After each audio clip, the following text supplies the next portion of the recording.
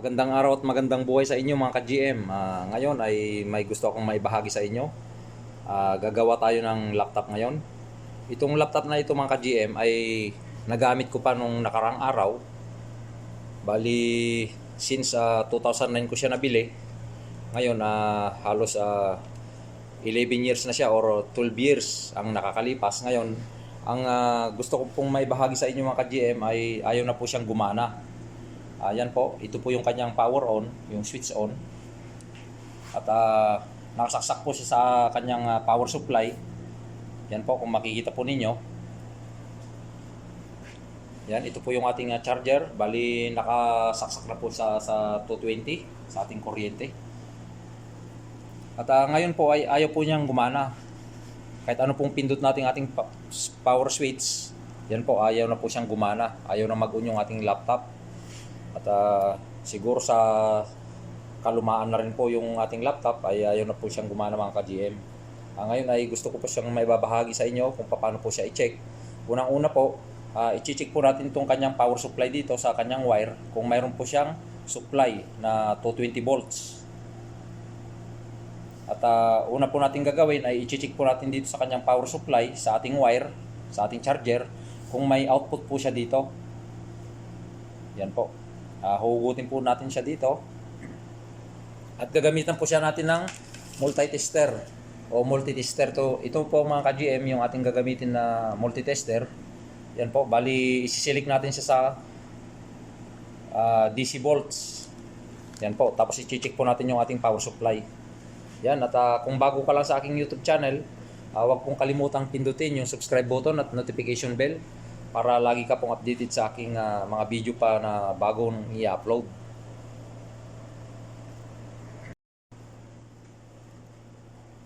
At ito po mga ka-GM, no? Bali itong kanyang output dito sa ating charger ay atin pong i-check yung kanyang volts kung may output po siya dito o voltahe. Yan po, bali itong ating multi-tester ay isisilik po natin dito sa DC volts. Yan po siya. Bali, nakasilik na po siya sa DC volts. Ayun po, ito pong ating positive probe ay dito po natin siya ilalagay. Dito po natin tutusok sa kanyang gitna ng ating charger.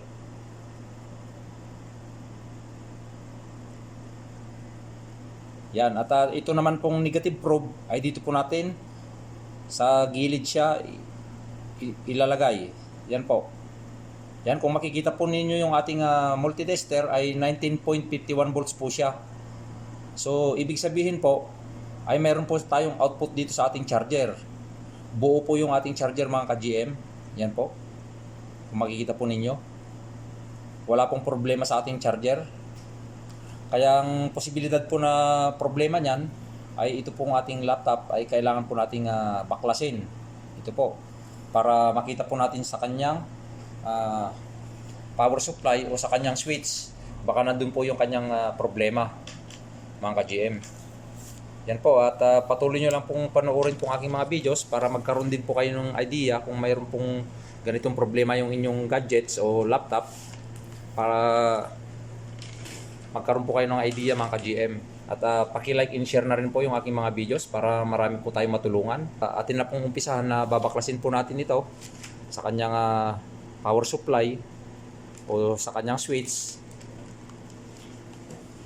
Yan po, ito po yung kanyang switch. Talagang sa kalumaan na rin po siguro itong ating laptop or talagang nagkaroon lang siguro ng problema. Ito po mga ka-GM, bali nabaklas ko na po siya. Tinanggal po natin yung frame dito sa kanyang LCD. Ito po yung kanyang frame para po mailabas po natin yung switch. Yan po, may apat po kasi na tornilyo dyan sa kanto. Bawat kanto po, bawat sulok, may apat na tornilyo para matanggal po natin yung kanyang frame na plastic dito sa kanyang LCD. At ngayon po, mga ka-GM, ang nakita po natin, ito po yung kanyang switch. May dalawang wire po yan, isang pula saka isang itim. Yan po. Bali ang nangyari po mga ka-GM ay naputol po siya sa kanyang hinang dito sa kanyang switch. Ito po yung sa itim na wire ay naputol po siya dito sa kanyang hinang. Kaya po siya hindi siya gumagana. Yun po yung problema siguro nito.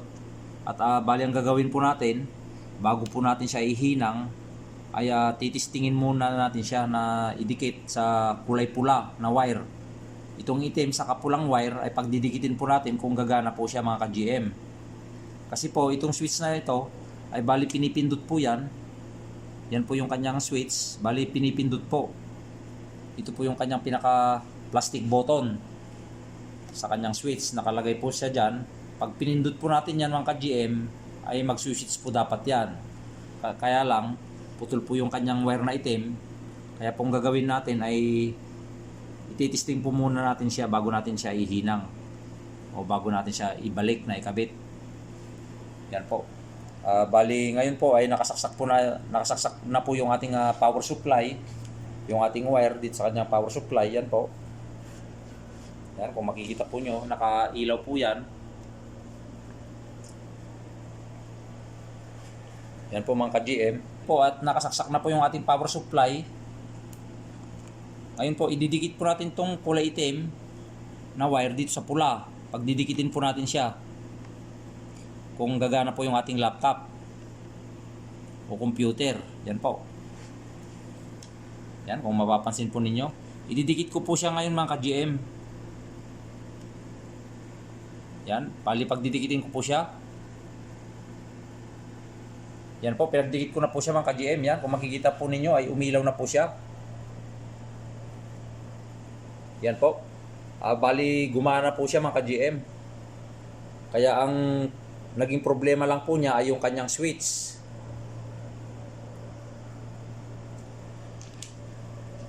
Yan po, nag-on na po siya mga ka-GM. Kaya buti na lang, doon lang siya nagka-problema sa kanyang switch at medyo madali lang siyang baklasin. At ngayon po ang gagawin ko po dyan ay ihinangin ko po siya. At ang ginamit po nating tools ay bali ito po. Mayroon lang po tayong star screw o kaya flat screw. Yan po. At mayroon din tayong lagayan ng mga screw para hindi po malaglag o hindi mawala. Yan, bali may magnet po tayo. Yan, at may brush din po tayo na panglinis. Yan lang po yung tools na kailangan po dyan mga ka-GM. At yan po, at naggumana na po yung ating laptop, yung ating computer. Nag-switch on na po siya mga ka-GM. At ngayon po ay atin na pong siyang i-off at atin na po siyang ihihinang yung kanyang wire para po gumana na siya dito sa kanyang switch button. Ihihinang po natin yan mga ka-GM. Gagamit po tayo ng lead saka soldering gun. At ito po mga ka-GM, at para mapagdikit po natin itong kanyang switch saka yung kanyang wire dito ay gagamit po tayo ng lead wire saka soldering iron. Ito po yung ating gagamitin. Sasaksak po natin yan sa kuryente sa 220 at para po magamit natin itong kanyang lead wire at mapagdikit po natin yung kanyang switch saka yung kanyang wire dito sa kanyang switch button. Ayan po, at bago po natin ihinang itong kanyang pinaka-switch ay kailangan po malinis po yung tip ng ating soldering gun o soldering iron. Yan po. Yan, bali pinainit po muna natin siya ng konti. Pag mainit na po siya mga ka-GM ay pwede na po nating idikit doon. Para uminit ng konti yung wire, saka natin ididikit yung ating soldering iron. Yan po. Para po magkaroon siya ng contact para dumikit po siya mga ka-GM. Yan po, kung mapapansin niyo po, mainit na po siya. Pwede na po nating ihinang yung ating wire para po gumana na po siya mga ka-GM.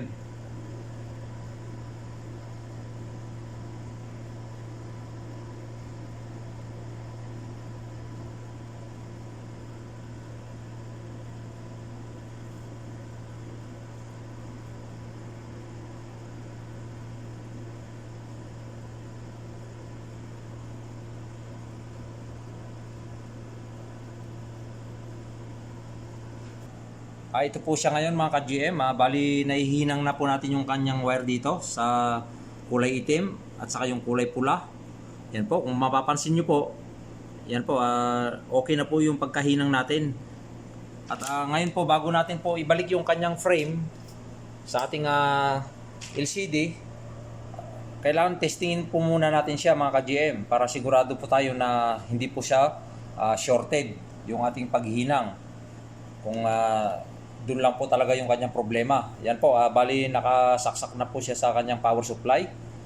At atin na po siyang pipindutin dito sa kanyang button, sa switch button. Ito.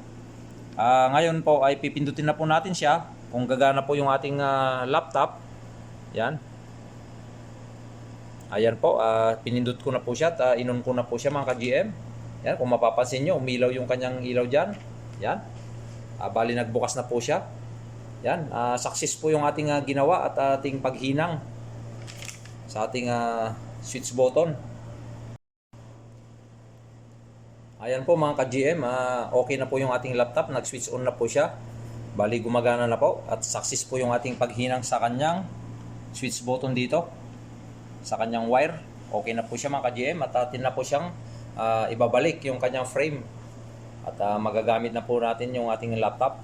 At ako po patuloy na nagpapasalamat sa patuloy yung panonood ng aking mga videos at suporta sa aking YouTube channel. Yan po.